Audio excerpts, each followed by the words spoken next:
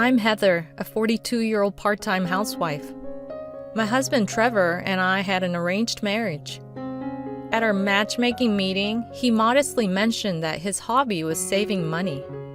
Even before we got married, he wasn't into flashy activities and would use coupons when we went out to eat on dates.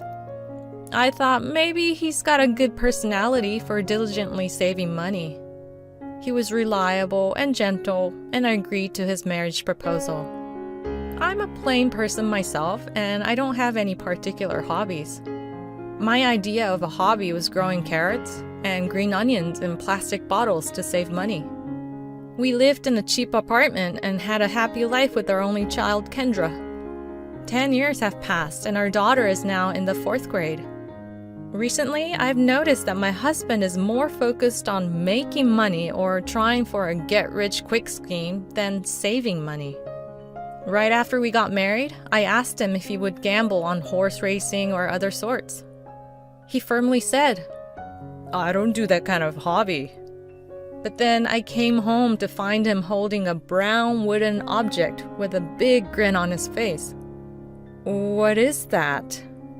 I asked, and he replied, "I bought it from a street vendor near the station." That's not what I'm asking. I'm asking what it is. Turns out it was a bear statue. It's one of those Ainu traditional wood carvings that used to be at the entrance of every house in the previous generation. The one with the bear holding a salmon swimming upstream. The strange thing about this bear was its pose. Normally, the bear would be facing sideways with its face turned to the left, holding the salmon in its mouth. But this one was facing forward, holding the salmon proudly. It's a bear. I know that. But why a bear? And why buy it from a street vendor? And that's not even the right one. He explained. It's supposed to be good luck. He said the salmon symbolizes fortune. And the fact that it's facing forward is really rare. It's supposed to bring good luck directly to us. I couldn't believe what I was hearing. That sounded like a complete stretch. And it looked like it hadn't been sold for a while, covered in dust. How much did you pay for it? You won't believe it, he said, grinning from ear to ear. It was originally $200, but the seller let me have it for $100. He said he could see some deep connection between us. $100 for a bear? I was speechless. What a deal, right? It'll bring in good fortune for just $100. We'll be rich. He excitedly placed the bear in the most prominent spot in our entryway. As for whether the bear brought us any luck, whenever someone visited, we'd have a brief moment of excitement with comments like, "Oh, I remember one of these bears. These used to be in every house." Or, "How unusual! I've never seen one facing forward before." Other than that, my husband was thrilled when he got an extra slice of pork at the company cafeteria one day. Tired of the silliness, I told him, "Stop spending money on unrealistic things like attracting luck." But he misunderstood my advice, which led to an even more surprising event that happened during the summer bonus season. About the bonus, my husband brought up during dinner. "Yeah, thanks for your hard work. Our vacuum cleaner has been acting up, so I want to replace it. And we need a new air conditioner too. I was also thinking about moving to a new apartment and saving the rest of the money. I used it all to buy lottery tickets." My husband revealed a thick stack of paper. "What? No way! That's ridiculous! Is this a bad joke?" I didn't want to believe that the stack of paper was all lottery tickets, so I blinked a couple times and looked again at what my husband was holding. but there was no doubt that it was lottery tickets. I was dumbfounded by the thickness of the stack. "You told me to stop relying on luck after the bear incident. So instead, I invested in something with a basis." "What basis?" "Listen, this new lottery has 10 million tickets per unit. This year, 26 units were sold. Since the winning amount is set per unit, there are 26 first-place prizes. So, if you only buy one ticket every year, your chances of winning first place are 1 in 10 million. But I bought 1,500 tickets this time, so my chances are now 1 in 666,666. Isn't that amazing?" What? You're not gonna win! Do you realize you're saying that there's a 666,665 in 666,666 chance you'll lose? But my chances definitely increased, right?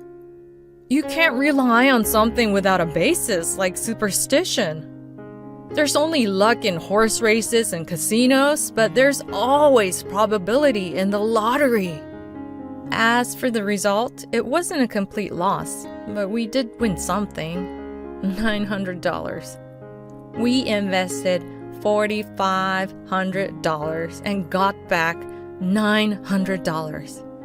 This is ridiculous. Oh, stop it! Stop relying on luck or slim chances. You've learned that nothing good comes from relying on such things, right? Saving money is the only way. I lectured my husband for 2 hours. However, my husband misunderstood the meaning of saving money. One day, I suddenly found out about it. My daughter brought home a letter from school asking for the payment of the school lunch fee. That's strange. The lunch fee should be deducted from our savings account. We have been saving up for a down payment on a house, so there should be a balance of $10,000. I have been saving my part-time wages since I was single, and we have been putting the money left over from my husband's salary after living expenses into that account. It's strange that even the lunch fee couldn't be withdrawn. I went to the bank immediately. When I checked, there was a withdrawal from a company I'd never seen before, and the balance was 0. I couldn't help but shout in front of the ATM. When I got home, I looked up the company name on the internet. It was a securities company. What does this mean? Since I didn't know about it, it could only be my husband. During dinner, I took out the ATM receipt with trembling hands and asked, "Do you want to explain to me what this is all about?"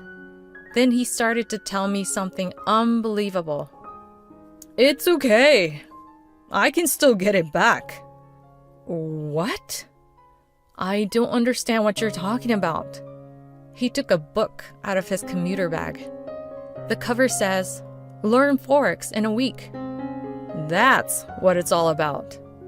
My husband says, "What do you mean?" He replies, "When I bought the bear statue, I was told not to rely on luck. I agreed. When it came to the lottery, I was told not to rely on something without a basis. I agreed. So, I thought if there's a basis, I could definitely increase our money. This is the basis? I studied by reading books and also used a Forex simulation app for a week." Huh? You're saying you lost $100,000 just by reading books for a week? Forex apps aren't even using real money, and they're usually designed for solicitation, so you're likely to win. You get that, right? Well, actually, I won at first. I invested $1,000 and it turned into $1,100. You should have stopped there. But that's not the case. I couldn't help but be dumbfounded. So you're saying that if you had invested $10,000, it would have become $11,000? No, that's not what I mean. Listen to me. I didn't invest with such a naive mindset. My husband says with a solemn expression, I made a profit of $100 when $1,000 turned into $1,100. If I had put in $100,000 then, it would have become $110,000.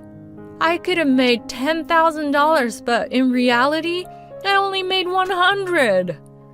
I felt like I lost $9,900. I didn't steer towards an optimistic mindset that only thinks about profits.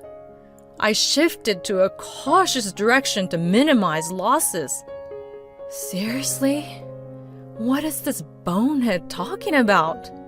Who would use and lose $100K just by studying for a week? I don't even know what's going on anymore. The conclusion is the same. I yelled at him. But then he says, Wait, don't get so worked up. Look at this. This is the ad that got me started. He showed me the screen of his smartphone. I could see a title saying, It's easy to increase your money with the smartphone app. It's the same vibe as the It's easy to lose weight with this workout app that appears on my smartphone. The ad goes like this. The girl in the ad says, I won with Forex, so I'll treat you to lunch. This is the secret. Increase your income by trading Forex during lunch while working. This is like saying, I aced the test while training hard to make varsity football. Jesus, are you a high school student? To be deceived by this, read a fishy book for a week, use a little app, and then lose $100K of our household money just because you had a small win is unbelievable. I slumped down onto a chair. No, it's okay. I still have $50 in my wallet. You're hopeless if you think you can get back $100,000 with that $50. There's nothing left to say to my unrepentant husband. It's over. That stupid bear statue was still sort of acceptable, but ever since he spent his entire bonus on those lottery tickets, those words have been on my mind. Let's get a divorce. His eyes widened. Of course, I didn't want to say such a thing. But we have a daughter, and with this much money already spent, there's no choice but to make that decision. However, to my surprise, my husband suddenly started yelling. Huh?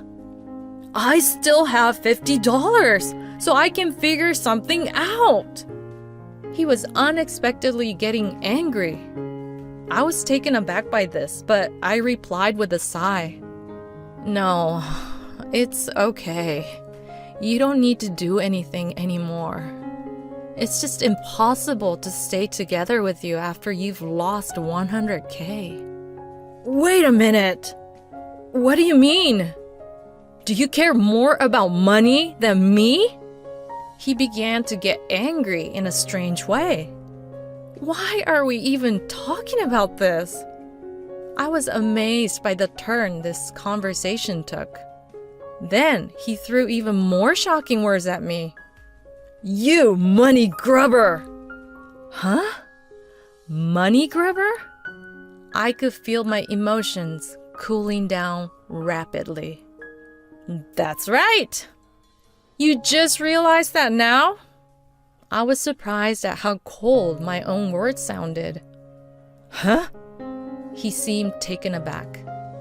Little by little, my resentment towards him began to spill from my mouth.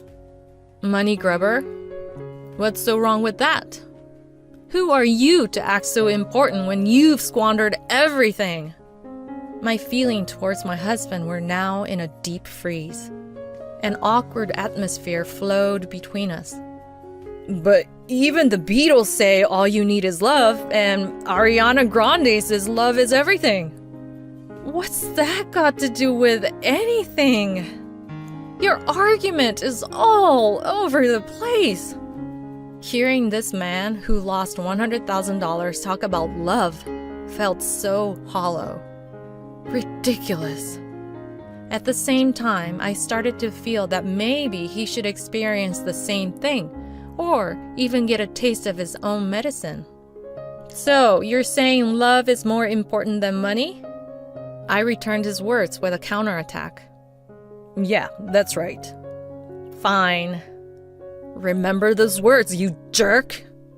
I will never forgive the crime of losing $100,000 and the stupidity of his actions. I lit a fire in my frozen heart. We had our living expenses separate, so we were okay for the time being. My revenge began from here. 3 months later, as the year grew colder towards its end, my husband came home and immediately opened his mouth wide in surprise. What the hell is this? What do you mean? It's a tiger statue. Why a tiger? In the living room, there was a life-size 10-foot-long tiger statue. It was extremely realistic, even with its rough fur. Our daughter was riding on the huge statue that took up half of the living room, playing happily. I got it cheap on TV shopping, I smiled. They were getting rid of their rabbit figurines and statues for next year's zodiac sign, so they were clearing their inventory. Huh? He exclaimed. The year of the tiger is soon over. Well, that's to be expected. His question was too predictable. But it was cheap. And you know, tigers are said to bring good luck by capturing fortune. Rabbits don't have that kind of symbolism. Huh? It was originally $1,000, but it went down to $500 in the year-end inventory sale. It would be nice to capture some fortune. My husband stared in disbelief and dropped his briefcase. Take that, you jerk! This is a payback of the bear. But I didn't stop my counterattack there. I got a bonus. My husband hesitantly brought up the topic during dinner. Yes, you did. On December 10th, my husband received his winter bonus. Since the tiger incident, when I started squandering money, he seemed to be terrified of this day. Please don't spend it on things like lottery tickets, he said preemptively. Look who's talking. I didn't buy any lottery tickets, but... I grinned. I used the entire bonus to buy New Year's cards with lottery prizes attached. My husband's mouth hung open. Huh? Well, those cards aren't just for sending New Year's greetings. If you hold on to them, you can win luxurious prizes when the winning numbers are announced. I bought so many, I'm looking forward to the lottery results. You spent your summer bonus freely, so I used the winter one. He turned pale. He realized that I intended to pay him back in full. The fear was evident on his face.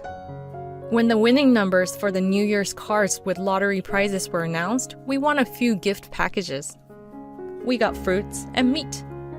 In other words, we had poured the entire bonus into it, and all we got back was fruits and meat. I served steak to my husband, saying, "Enjoy the bonus-flavored steak." But checking all those New Year's card numbers was hard work, especially with my bad eyes. I asked Kendra to help, but it still took us nearly 4 hours. Despite the fact that I shared an amusing episode of hard work, my husband ate his steak with a tearful expression. Then, a month later, as I sipped soup at dinner, I said, "You know, we had living expenses, right? I used that to buy some books."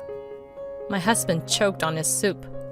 You could see that he thought I had finally started tapping into our last resort, the living expenses to buy those books. Considering my previous acts of revenge, it's not hard to imagine.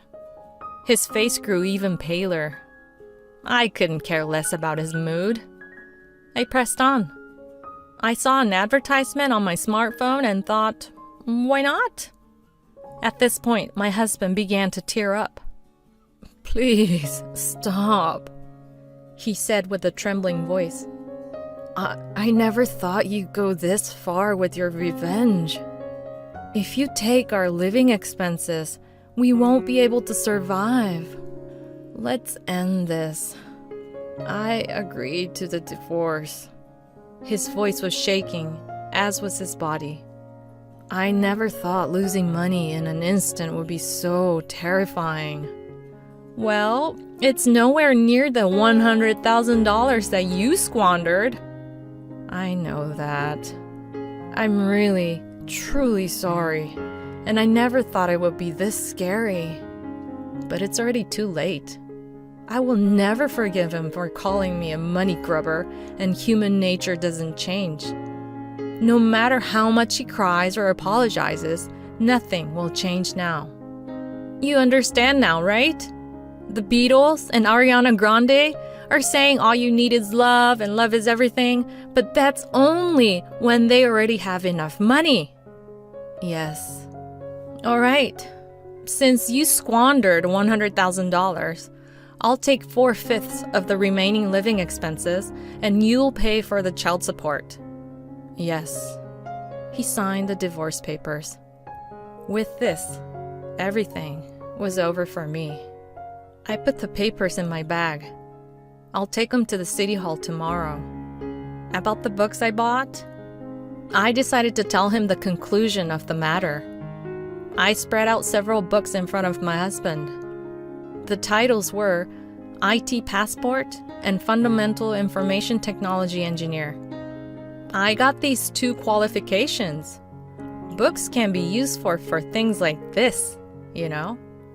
I then showed my ex-husband the screen that came up when I tapped my smartphone. I saw an ad for this online computer school, and it said it was a national qualification, so I thought this was the only way to get my income back. I attended online computer school classes to get these 2 qualifications. He bought 1 book on foreign exchange trading, but I bought 2 copies each of IT Passport and Fundamental Information Processing, so I had a total of 4 books. I continued. Actually, I planned to spend more living expenses to attend a computer school. But when I said, my husband squandered $100K and I have to divorce him, but I can't rebuild my life without a full-time job history, I was accepted into a vocational school with a corporate internship program. During vocational training, I managed to obtain the Applied Information Processing Technician qualification, and so I will become a system engineer no matter what. My husband was looking down. I continued.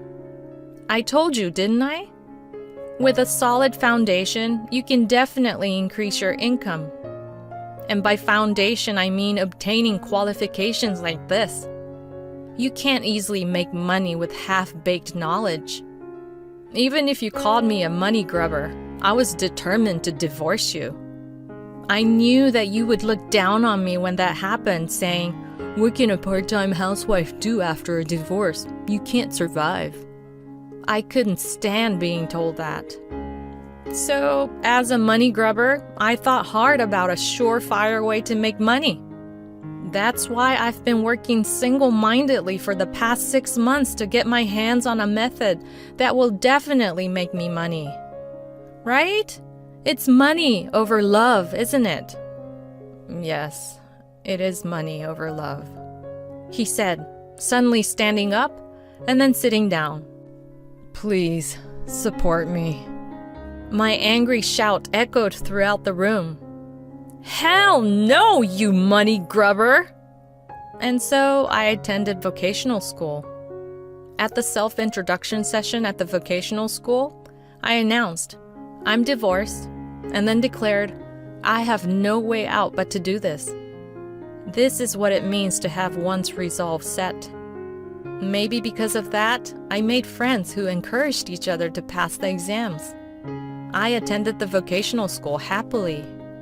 There, I obtained the Applied Information Processing Technician qualification as well. I got a job at the company where I went for the corporate internship training. My annual salary exceeded that of my ex-husband. By the way, although handling fees are deducted from New Year's gift lottery postcards, they will refund the money if they are not used. I lost some money, but I managed to get it back that way. I thought it would be too cheap to take the tiger statue, so I left him at my ex-husband's house. Since child support is deducted from his salary, he has to live on a tight budget. He had no choice but to move into a studio apartment with a shared bath and toilet, along with the tiger. When my daughter went to check on him, the tiger was filling up his studio, and there seemed to be a bear at the entrance. Although he has to sleep in a strange position because he's blocked by the tiger, he said something like, "I became attached to the tiger." I think it might have been the last present for him. If you want money, half-baked wisdom won't do. You need to obtain thorough wisdom. I wrote the exam date for the database specialist exam, which is a higher qualification than the applied information technology engineer, in my schedule.